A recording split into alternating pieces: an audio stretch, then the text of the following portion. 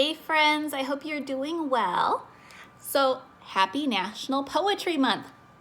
That's right, it's April and it's National Poetry Month. So we need to celebrate by learning about poetry, reading some great poetry, sharing some great poetry, and writing our own poetry for the next week or so.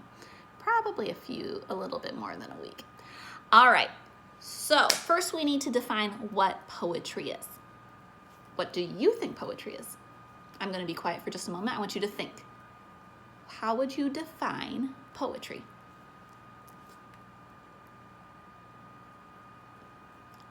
All right, did you come up with something? All right.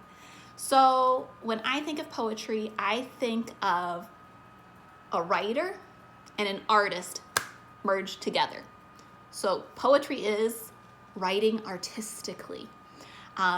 Not all the same rules apply when you're writing poetry as they do when you're writing for information or persuading or telling a story.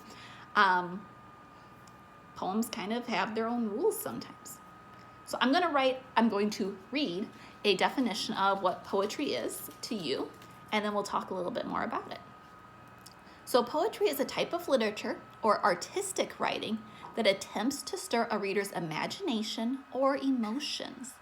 The poet does this by carefully choosing and arranging language for its meaning and its sound and rhythm. Some poems, like nursery rhymes, are simple and humorous. Other poems may try to express some truth about life or tell a story or to honor a person or a god. Poetry appears in a great many forms and styles. That makes it really difficult to define exactly. Some of you may have read that Orange Basketball book. I know Wyatt had it for a while. I think Aiden had it for a while. I think maybe a couple other of you have tried reading it. And it's a whole book that's telling the story about the little boy after his brother passed away, and it's all written through poems. I haven't had a chance to read it all the way through yet, but it looked really good. So if you were maybe one of those kiddos who was looking at that, that's a really great example of a poem being used differently differently from what we would normally see poems being used as, because it's a whole book, right? Telling a whole story about this kid's life, and yet it's written all through poetry. Pretty cool. One thing that makes poems different from other types of writing is their structure. The words of a poem are arranged in lines and groups of lines called stanzas. For example, here is the first stanza of the poem from A Railway Carriage about an exciting train ride by Robert Louis Stevenson. Faster than fairies, faster than witches, bridges and houses, hedges and ditches, and charging along like troops in a battle, all through the meadows, the horses and cattle, all the sights of a hill and the plain fly as thick as driving rain, and ever again, in the wink of an eye, painted stations whistle by. Did you notice it sounds different than normal writing? There was rhyming in there. You could hear the syllables all kind of had a pattern to them. Not all poems need to rhyme, though. There is lots of poems that don't have rhyming to it. All right, so before I get into any more technical things or anything like that, I want to read to you my favorite poem.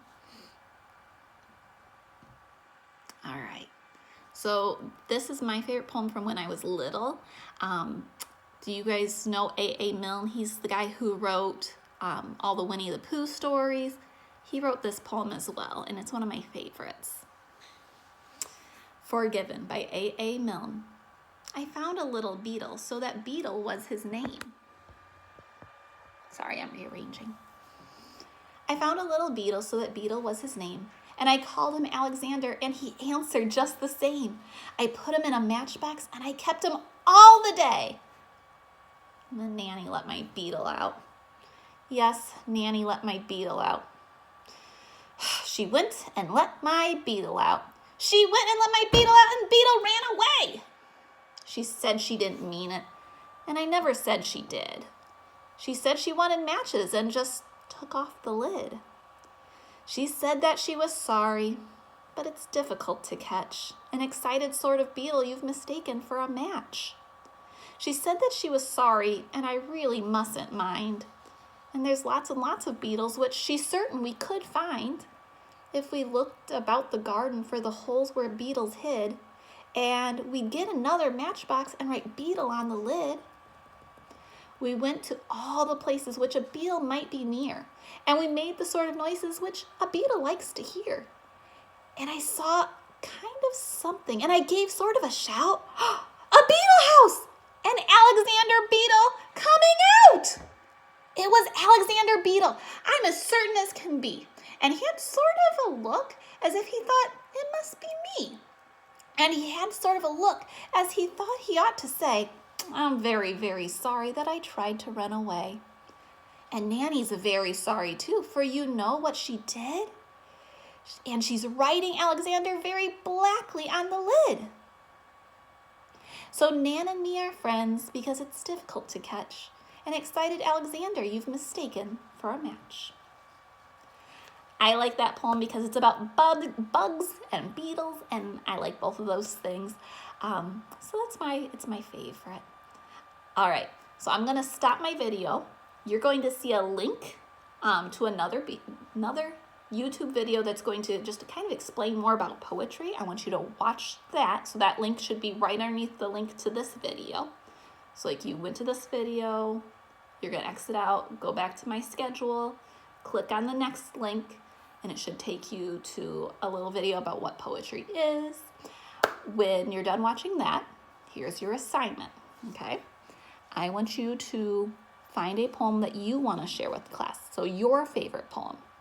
So today's assignment is just finding a poem that you want to share with the class. It can be a Shel Silverstein poem, if you've ever read Where the Sidewalk Ends. So just if you're not sure where to look, just go to Google and type in poems by Shel Silverstein, or just write in poems for kids. Epic would be a great place to go search for poems. So everyone should have access to Epic. Just type in poetry when you get there, or look for a little link to poetry. Look around. See if you can find a funny poem, or maybe a poem that's serious.